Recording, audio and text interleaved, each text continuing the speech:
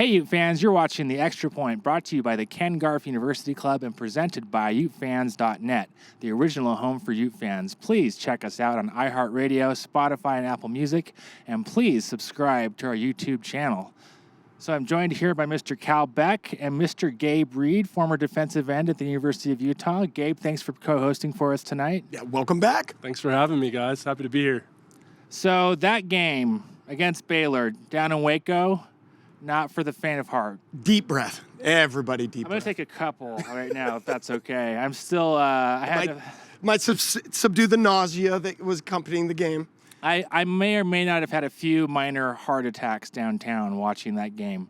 But Utah came through, and, good teams win games like those. It's exactly what Whittingham said in the post-game conference. Good teams find a way to win regardless of the circumstances. And the other side of that coin, which Whittingham didn't say, is bad teams find a way to lose in games that are that close. We saw what practice makes permanent, not perfect in the Utes. The culture of the Utes, they fought through adversity. There was no finger pointing. Although there were some crucial penalties that came at key moments, there was no finger pointing or getting down on anybody. Whereas Baylor kept making the same penalty mistakes that they made last week over and over again with the offsides at crucial times as well. Each team seemed to try to shoot themselves in the foot. It just seemed that Baylor was using a bigger gauge gun. So, Gabe, what are your takeaways? What do you think defensively happened in this game? I think for me the biggest thing was just the defense finding a rhythm and finding some confidence making plays, especially in the fourth quarter. That's kind of what stood out to me. I feel like early on we were getting gashed a little bit. That back Richardson's a good player. Stud, it was hard to bring him down, but we had some guys step up and make plays, and yeah, we made it happen when we needed to. So I saw a stat watching the game. It said at some point when we were in the red zone there at the end of the game that Baylor had 4 total yards in the fourth quarter. That's a heck of an adjustment. Cal, what do you think happened with the defense? Defense showed up when they needed to. In the second half. The biggest thing that I saw the defense, or what the adjustment was that our defense had to make, you heard the commentators, RG3 with his Baylor colors and all, keep praising Cole Bishop coming off the edge. He made a great play on an option on by himself, forcing the pitch and then peeling off. It was awesome textbook play, athletics to watch. It was phenomenal. But then we stopped hearing his name, because Baylor was setting up formations and running motions where it kept Cole out of the box and didn't allow him to come downfield. We have a lot of success when he plays that kind of football. The next time we heard his name, when he got pressure on the quarterback in the third quarter when they threw that interception. So once Cole got back into it, and we've got playmakers on every side of the ball, but when they start making plays, it's obvious. And I think we were just getting a little anxious waiting for those playmakers to step up and make some plays. Defensively, no sacks. That's a big surprise, something that we're not used to talking about. Barton played a good game. And I'm going to say for the fans at home that want to talk about the things we never have control over, yes, the referees came into play. Penalties came into play. But at the end of the game, the coaches came together. They made the right plays. The team stayed together due to according to the post-game conferences and interviews from the players, and they found a way to squeak that out. Yeah, and it just looked like we weren't going to win this game. Between the penalties, the mistakes that we were making, and how well Baylor was playing. I mean, we have to give Baylor some credit because they had a tough week last week against Texas State. Gave up 42 points, got beat by a team that, by the way, has gone 1-24 against Power 5 teams and has never made a bowl game. So there was a big upset, But I'm curious to hear what Gabe has to say about this, because we were talking about before we started filming the difference between week 1 and week 2 in college football. Yeah, I mean, I've always heard, and it's been my experience, that the biggest improvements on a team happen between week 1 and week 2. I think that was definitely evident for Baylor's team. Seemed like a completely different offensive line that we were going against. Just a more confident quarterback. I think having that first game under his belt helped him. And all around, they just were kind of clicking. So I think, hats off to them. They played a really good game, but definitely proud of our guys for coming through and finishing strong. Yeah, and I expected our defense to really dominate at the line of scrimmage. I really thought that, because last week what you saw in the footage with Texas State was that they were getting on the right side of the line, and they couldn't stop the defense. So it's amazing that we didn't get any sacks today. I mean, that is uncharacteristic for a Whittingham team. We don't see that very often. I'm curious now, offensively, it was a very interesting game. Anemic for part of the game, or at least most of the game. Auspicious offensive output. What do you think, Cal? All the fans are thinking two-quarterback system doesn't work. I know all the armchair quarterbacks at home are waiting for them to go with one guy. And like Whittingham said in the post-game conference, there came the point where him and Andy had a conversation and said, Nate's our guy to go in and get this done. And then we started to get a rhythm on offense. It's not that we couldn't find a rhythm. There were just so many miscues and mishaps, misplays, penalties at the absolute wrong situation or at the wrong time. It's just we kept farting, fumbling, and falling down all over ourselves. And that's what made it so frustrating to watch in the first half. So what happened when we bring Mr. Nate Johnson in, who I would argue is one of the players of the game? What's the difference there? Why do we excel when he comes in and starts making plays? I would say off the top of my head, just they give him an opportunity to find a rhythm. That happened last week with Barnes. He was able to make some plays, make some connections downfield, and get some confidence in him. It seemed that every time somebody was getting on a roll today for the first three quarters, they ended up coming out for a situational play call. And it almost became predictable at home. When Barnes is in, you can expect A. When they make the switch, you can expect B. But let's not forget JJ. Mm-hmm. That's my player of the game. I mean, you're talking about somebody who took the weight on his shoulders, enters the running back room in the offseason just so he can participate and be more of a contributor, comes out and has a 100-yard rushing game on one of the hardest road trips that Whittingham was saying, playing at Baylor. I think he had over 150 yards, but he was really tough.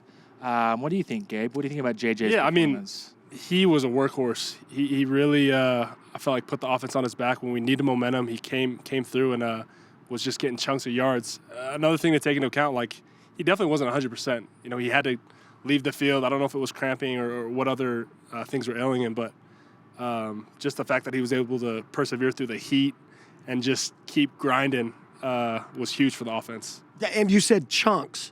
I mean, explosive plays a la chunk plays. Mm-hmm. We're usually on the top end of that. This week, in the first half specifically, we did not. And when we did, it was Jackson out of the backfield, powering after yards after contact and pushing that first down sticks. Our third down efficiency was abysmal in the first half. There's no way we should have ended up winning that game with that third down percentage. And that was one of the things they needed to change in the locker room. So special teams continues to be consistent. I think, is it Baumeister?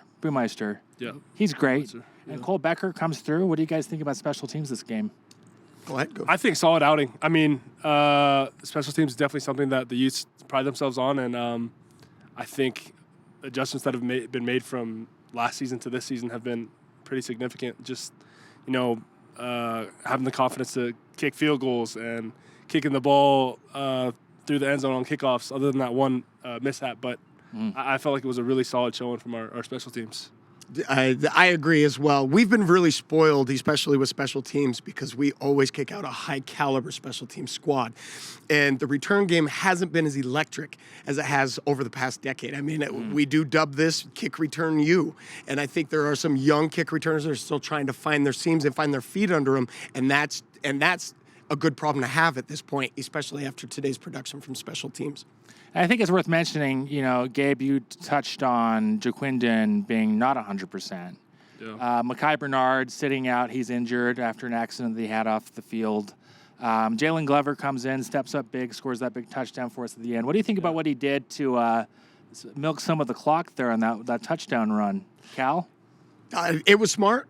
I knew what he was doing, but like Whittingham said in the post game, if the game is tied, then you score. If you're up by one, you milk the clock. But I was glad to hear that Glover said in the interview that he knew what he was doing as he got the ball, that he was going to run that clock. That shows the IQ of the football team. That's great coaching. But for it to come down to if you are tied or up by 1 point, it makes a difference on that play. And Whittingham graciously reminded him, this is what I would expect. But it wasn't a problem that ended up causing. But it was fun to watch, especially because the whole sideline is yelling, score. Yeah. Gabe, you wanted to say something. No, just for me, like, as a big student of the game, like, I appreciated that because it showed awareness. He's not just running to the end zone, especially as a young back. He easily could have said, oh, man, I'm going to go score right away. Like, but the fact that he had the self-restraint to, okay, like, the mindfulness to know, okay, this is a certain situation in the game. Like, let me do this and make this move. I was a big fan of that. But And ultimately, we made the plays when we needed to make the plays. It was a great performance by the Utes. We're dinged up. We go down to get a tough win in Waco.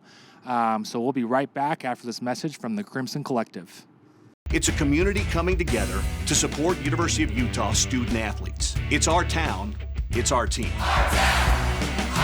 Crimson Collective, I'm in. I'm in. I'm in. I'm in. I'm in. We're in. I'm in. I'm in. I'm in. I'm in. I'm in. Crimson Collective, our town, our team.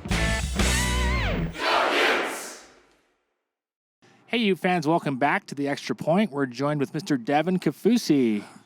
How are you doing, sir? I am doing great, especially after a nice win down in Baylor for the Utes and here at the stadium. So I'm having a great time. Welcome back. We've got. Thank you. I just have to tell our viewers here we have a Timpview High School legend. No, two Timpview High School legends, so we're still That's battling right. for the GOAT That's Timpview right. One and a half. as well. 1.5. Yeah. And also the son of the mayor of Provo. That's right. And also the Kaufusis are one of the biggest, if you don't know this, they're one of the biggest Utah football families in the state. Can you tell us a little bit about that? Because you're a legacy. Yeah, of course. So my dad, and he's the oldest in his family, and they came over from Tonga and landed here in Salt Lake City, and football's just naturally being a large Tongan man and everything. Football, became a good fit for my dad and his brothers. And That's Steve. Steve, yeah, my father, Steve, and my dad played down south. My uncle played down there too. But then there's a nice turn of tides with the rest of my uncles, them all coming up here to play at Utah, and from there it's just been their kids being able to play me as an example as well. So football is just something I've been around my whole life, and I've definitely been beyond blessed to have Utah as a program take on my family and give us the opportunities we need to not only play the sport but receive the education that my grandma always wanted her kids, and that my father was able to get, and I was able to get as well. So you played 2 years for Kalani Sitake at BYU down in Provo, and you played 3 years up here at Utah for Kyle Whittingham. Sir, Which school do you like more? which school do I like more? I just got to ask. I got to ask. This is all for all the message board posters at Cougar Board. I want you to watch this. Yeah, no, seriously. I mean, you had I'm sure you had good experiences at both programs, because Kalani's a heck of a guy. Yes, he is. And so is Kyle Whittingham. I'm just curious why you decided to transfer to the U. Yeah, especially my family, they've been the prominent BYU family down there, and my sister played ball, my two brothers played football and basketball down there, and my sister-in-law, she was a soccer player down there, and then I even played a bit too, and so it's been my whole life, down there in Provo. So it was quite the change coming up here to Utah, and for me, it was just really looking for the best fit. I got from a mission. Some changes on the coaching staff happened. I was able to stay the 2 years there, and through those 2 years, and finally got to the point where this isn't what I was really looking for. Thankfully, going back to some of those legacy ties, Utah, being here, and being family friends with Coach Witt, I've always been involved up here and knowing the program that Coach Witt runs, and it was just ideal. It was a hard, tough program. Solid coaching staff, beyond solid. All great friends. All played really hard football and have great careers, and it was the perfect move for me. And so, ended up graduating from here. And so, I'm not a BYU graduate. I'm a Utah graduate. So I might answer the question there is, I'm a Ute. So you liked Utah better. I do. And the Kaufusis rolled deep. I Yes. mean, and they continue to expand in every aspect in the community, like being in politics, and still with the football program. I was fortunate enough to play under your father his first year here, and Whittingham's first year here, and be on the field with your Uncle Henry and your Uncle Jeff, who both played on both sides of Luther Ellis, which you had the chance to be coached by when you came here. Can you give us a little explanation of how that felt to be coached by a legendary Ute when you made the switch over here that had something to do with not only the success here, but was so close-knit with your uncles? Yeah, I think just going back to, like I said, that legacy and having that relationship. I was just a baby when my dad was coaching up here, and but Luther's name has been a name in my family that we've heard for a long time.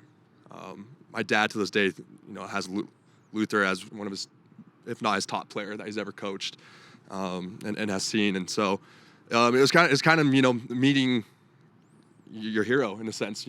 I've heard his name talked about throughout my family and football here in the state, and then playing defensive tackle up here and hearing he's coming in to take over as our defensive tackle coach. There's a sweet connection there, and so being able to him and his legacy and what he's done for Utah and his career, coming back, and then the ties with my family here in the program, it was just a solid connect, and is what makes it super special about Utah. Is it's just those connections that are able to come back and put their best foot forward to help Utah football grow and expand and take them further and further. Does the Kaufusi name carry heavy expectations on the football field? Oh, of course. All growing up, being the youngest in my family, and having uncles that have played on the field a lot, it was a big expectation for sure. Growing up can be hard. At the time, thinking, these are some big shoes to fill. Jeff, Henry, they got big shoes. Literally, to fill. Yeah, big shoes. My brothers as well. But yeah, just looking at it as that special connection of, this is, my passion and, playing football here. It's been the same thing for my family as well. And so I've really just been so lucky to have, these great, family to lean on, to help me get through whatever I need to make sure I have, a great time as a football player, as well as, a member in the Kaufusi family. Your father, I told you beforehand, said one of the most impactful things that I heard as a freshman football player here at the U. And him being a defensive line coach, it just happened in the moment. And I'm grateful to this day that it did. I truly believe Kaufusi's look better in red. Yes. And I was totally elated when you made that switch. Yes. So thank you. And it was an absolute pleasure to watch you do your thing. Oh, thank you. Thank you. Gabe, I want to hear from you. Any questions for the Timpview High legend? Yeah, actually, I have one. So we've been talking a lot of football. You also have a mother who's a legend. She's the mayor of Provo. So what has that been like? We grew up in high school together. Your mom wasn't the mayor, but how has that changed your dynamic in your family? I mean, I've been lucky to have, both parents and that work hard. And, we were talking earlier, you think, my dad being a football coach, has that, you think it has that picture of, hardcore, fired up football coach. He's kind of opposite, laid back, Islander, soft-spoken, still a great coach, gets it done his way. My mom, on the other hand, is a fireball. It's our whole life. It's always been trying to keep up with her, and having 5 kids under the age of 8, not easy, not really heard of, and she was able to be a mother, and that's something that she always loved. That's her favorite thing to do, is just be a mother. And so as we got older, she's been able to get involved. She's always been involved in the community, and now she's the mayor down there in her hometown Provo, and she loves it. She sets the example, sets that expectation that we talked about earlier of just how to behave and how to handle ourselves. And she's always putting her best foot forward and looking to get things done. And so we all just kind of hang on to her coattails as she goes. So we just watch her go. Awesome. The Kaufusis have always been primetime players in the athletic field and in the community. And I'm glad to see that tradition continues. I've got a question for both of you. Yes, sir. Oh. You're now done playing. When was the first moment you realized you really missed it? When did it hit? For me, the Florida game was kind of when, kickoff, the music was blasting, everyone's cheering. That was really when it hit me, man. I miss ball. I miss the atmosphere. I miss the camaraderie with your teammates, coaches. I think that is a kind of a moment for me that stands out of missing football. It wasn't when camp started. I was stepping outside and it was really hot, and I knew that there were doing lots of practice meetings. I was not missing football then.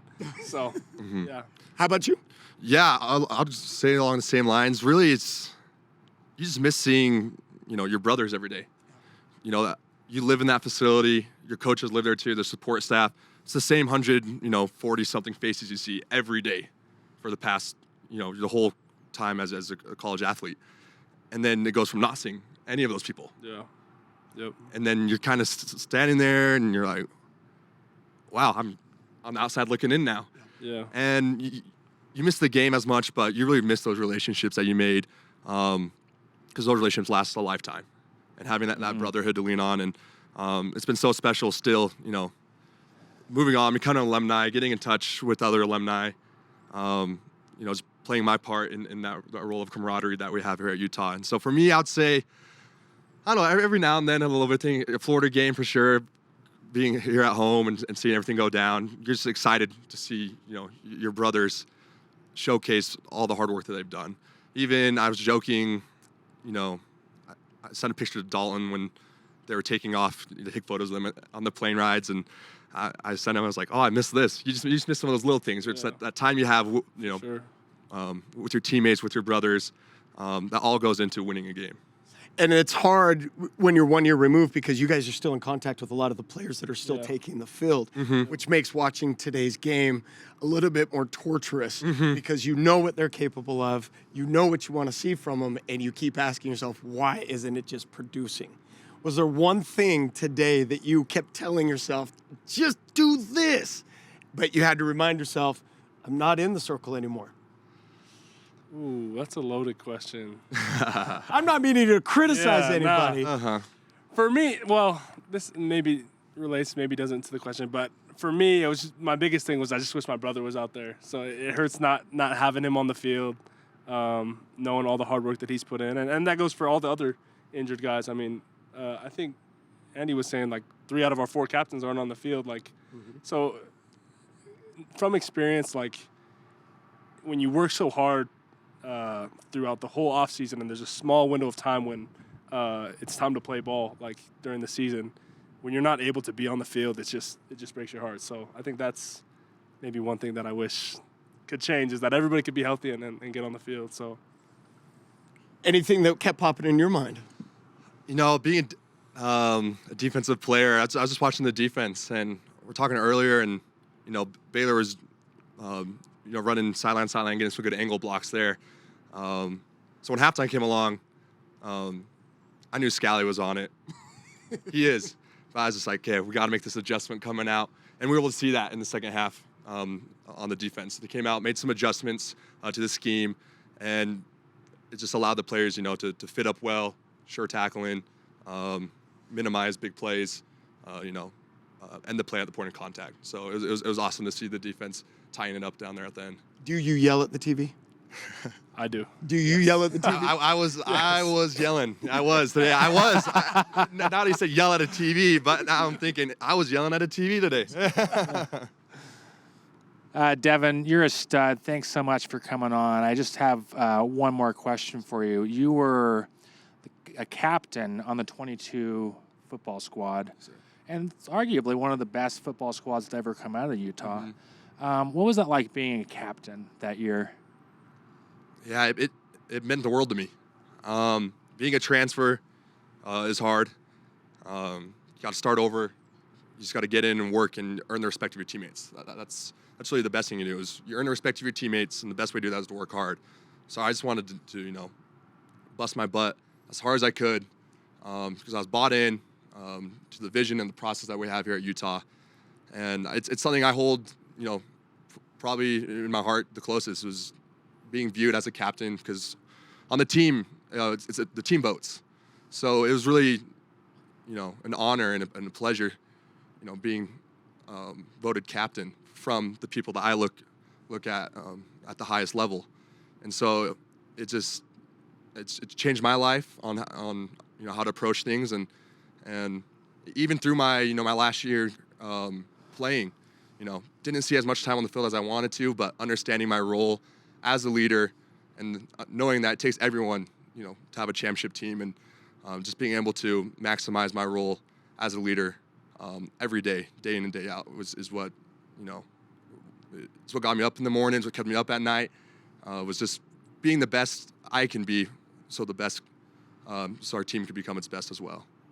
Throughout history, both of you guys, when given the opportunity to take the field as a captain, did you prefer to call the coin flip? I'm a defensive guy, and so I don't really need to call the coin flip. We joke beforehand, like heads or tails, this or that, but it didn't really call any coin flips though. I wouldn't mind flipping it. You wouldn't mind flipping it, just calling it? I wouldn't mind flipping the coin and doing it, but yeah, calling out, I let that go to the quarterbacks and everyone else. Did you feel any pressure calling coin flips in your life? Nah.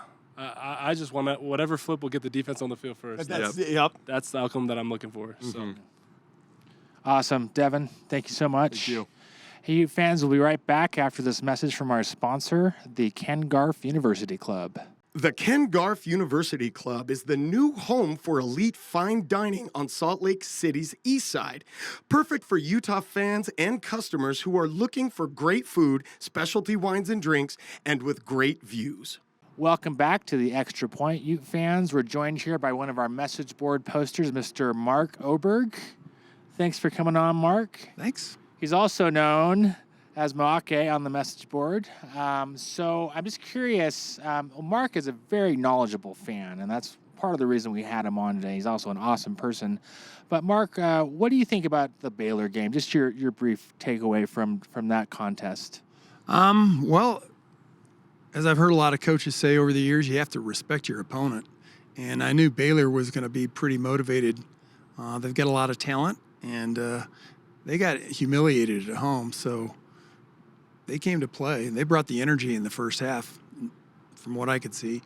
And it was definitely warm down there, and, it looks like the conditions were a little difficult. But like you guys talked about, this team's got a lot of character. They came back in the second half and took the game to them. Typical Whittingham team, lots and lots of character. So what we're going to do in this segment is give a shout out to our beloved message board. It's the best Utah Utes message board in the state or anywhere else. And we're going to reflect some of the topics that come up on that board. One of them, it's been very hot, obviously, lately because of conference expansion. The death of the Pac-12, where Utah ends up, and obviously that's in the Big 12. Mark, we'll get some feedback from Cal and Gabe as well, but what are your thoughts on what's going on with conference realignment right now, and is it good for college football? I got to admit, I was disappointed that Friday. That was a rough day. We ended up in a pretty good situation. I have to feel bad for some of our conference mates, Oregon State and Washington State. They got left out. But I kind of think that Stanford coach David Shaw might be right. I'm hoping that in 5 years, maybe 10 years, it might swing back out west. Because to me, it doesn't make sense to have these conferences that span the entire country. You're at Cal Stadium where you can see the Golden Gate, but you're in the Atlantic Coast Conference. How does that work? Right. So, that's kind of what I think. Cal Beck, your thoughts on conference realignment and what's happening to college football? It's destroying a beautiful game that I grew up loving and playing. I mean, the game is becoming unrecognizable to a lot of people that have been in it. And I'm not saying that the changing of conferences or alignments or divisions or anything is bad, but when it ends up being a money-grabbing scheme and you have people's futures, universities' futures, and the ability to compete that's determined by Fox and Disney and ESPN just for those TV deals. Let's look at everything that we're pushing aside and sweeping under the rug.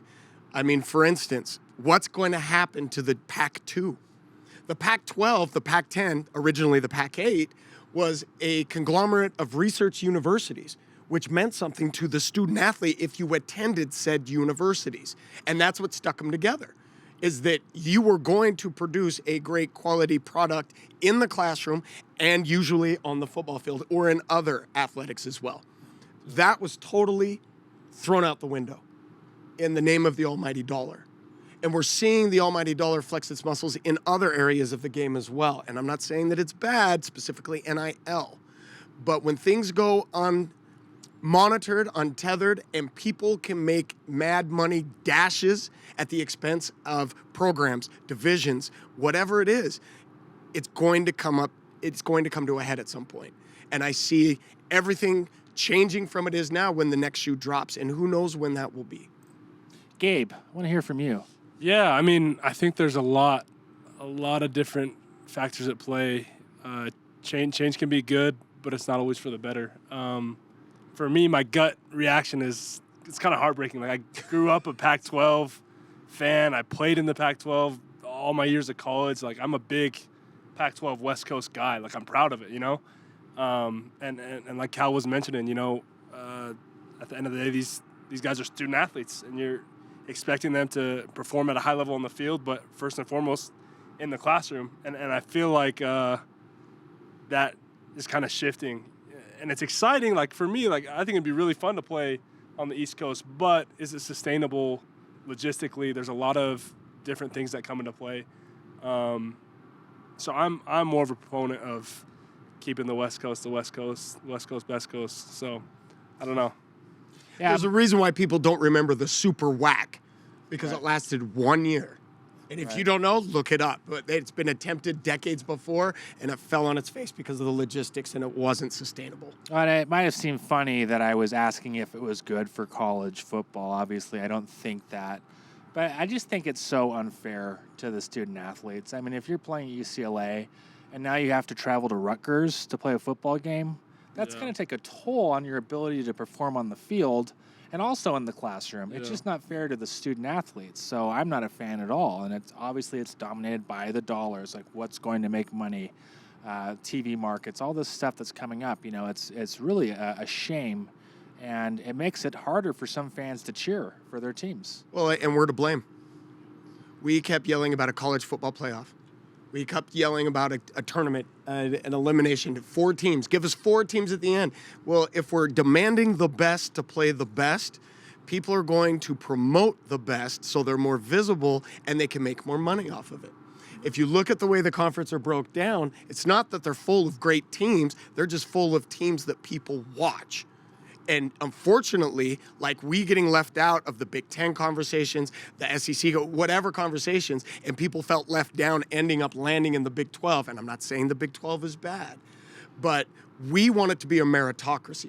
We want to be judged on what we've done on the field, the product we produce, and the growth that Whittingham and prior to Whittingham have shown in this stadium.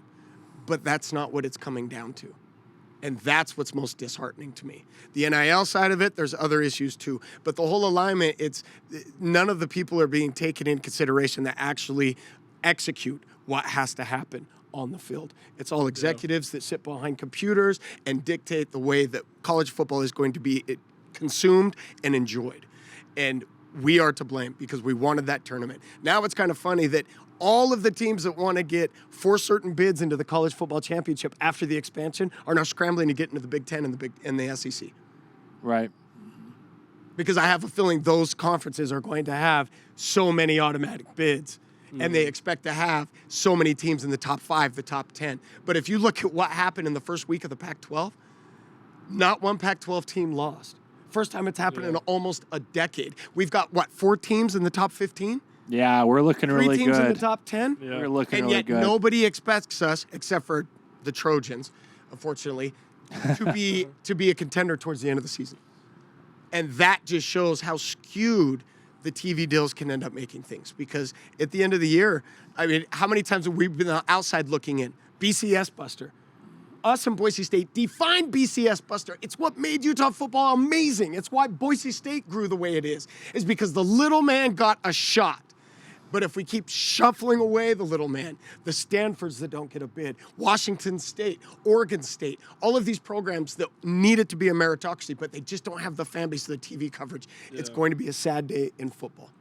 It's a good point. And I think something I want to talk about before we wrap this segment is just the nature of the Pac-12. I mean, obviously, it's very sad that this beloved historic conference is dissolving. We're all very sad about that. But then, like Cal mentioned, like look how good the conference is doing. You know, it's showing what a mistake it is to ruin this great conference and this great tradition. But I'm curious, Mark, what you think about upcoming games to look out for as a Ute fan in the Pac-12, because we're almost into conference play here. Definitely. Well, I've got my plane tickets for Corvallis. Oh, it's going to be a great game. Friday I think it's going to be, Friday night game, short week. I think they're going to be pretty motivated to make a statement. That's going to be a tough atmosphere. And they are good. That is a good Oregon State team. Yeah. That quarterback looks amazing. I believe he's a first-year transfer. Yep. They've got a couple running backs who can really move the ball on the ground. And then Oregon State is very much like Utah. I mean, scrappy defense, smash-mouth football. So They had the top offensive line in college football, arguably just 2 seasons ago. Right. I mean, their rushing game was they're insane. It was epic, and they had a lot to prove. They absolutely had a lot to prove. I am going to Washington. I'm going to Seattle to see the Huskies game because it's the last opportunity that we'll have to go up to that stadium. Any games that you have a desire to go check out? Yeah, I mean, apart from the USC game, I definitely say Seattle is on my list. That was one of my favorite stadiums to play in as a player. Right on the water, really exciting. We didn't get to play them last year. I know there was some noise about they should have had a bid to the Pac-12 championship, so I'm excited to see the boys go over there and give them some good football. So. I just got to mention a couple of games. So, yeah, playing in Washington, that's circled in everyone's calendar if you're a big Ute fan. Obviously, USC, we've developed what resembles a rivalry with them. That's going to be a tough game. They're really playing good football. And then who is the other team? Oh, yeah, Coach Prime. Colorado. The experiment. The experiment. Everyone is wondering about Colorado. They beat Nebraska handily today. They're looking good, and there's a lot of naysayers about Coach Prime, what he's doing with that program, but I got to give credit where credit's due. I mean, we were talking earlier that you don't really know until you get into conference play, but so far, so good for Colorado, and that is Utah's rival in the Pac-12. We're going to be playing, that's going to be here, Yep. I believe, last game of the season in November. So what do you guys think about Coach Prime, what he's doing, and how Utah matches up with Colorado? I think the formula is different beginning of the season versus the middle of the season because football championships are not won by the best team as much as the team that can stay the healthiest towards the end of the season and who's playing the best football. But as we are discovering as Utah fans right now, injuries do have an impact. And even with the next man up mentality, it does sway the play calling. It sways everything. And I mean, it is a variable that has to be taken into account. Yeah, I got my money on the Utes. I mean, I think Colorado has a lot of the hype, the flashy, grab your attention skill guys. But I want to see how they hold up when we start running the ball down their throat and see if they have the big guys to hang with us. Because I've been on the team, last year and played with these guys, and I know how tough they can be. So I'm just interested to see how they hold up. So. I'm not sure I trust you, Gabe. You're picking Stanford over USC tonight. I don't know about if your money's any good here. I'm a Stanford guy through and through. Stanford and Utah, those are my teams in the Pac. So he went to Stanford. Yeah. He's a financial advisor, and you're not going to give him any credit. I give him all the credit in the world. I just think it's a 30-point spread tonight between SC and Stanford. That's all I got to say. That's all I got to say. What spread did you take in the Utah game? 7. Yeah. Good choice. All right, moving on. How about you? Being a fan, Colorado, interesting? Yeah, it looks. I agree. I mean, it looks kind of interesting right now. They have a lot of skill players, a lot of talent, and coming out of the chute, they look really good, very polished. But by November, they might be looking a little bit different, and I like the way we're built.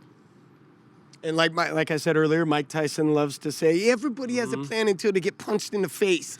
And Colorado hasn't been punched in the face yet. And I'm not saying that it's not going to happen, but usually it does in football. That's the nature of the game. And it's not if you get punched in the face, it's how you get up afterward. That's what I'm most interested in. That's a good point. I mean, Devin Kaufusi and Gabe Reid were talking about, the grind of college football, week in, week out, all the injuries, the things that you endure throughout the season. So beginning of the season, a lot different than the end of the season. It's last man standing at that point. So with that said, Ute fans will be right back after a brief message.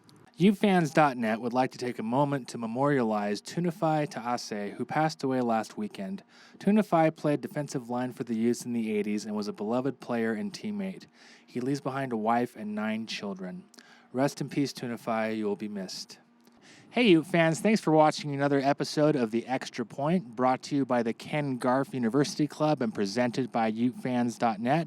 Please check us out on iHeartRadio, Spotify, and Apple Music, and please subscribe to our YouTube channel. Also, be sure to follow us on Instagram at UteFansNet. Thanks for watching our show, and we'll be back next week for Weber State. Go Utes!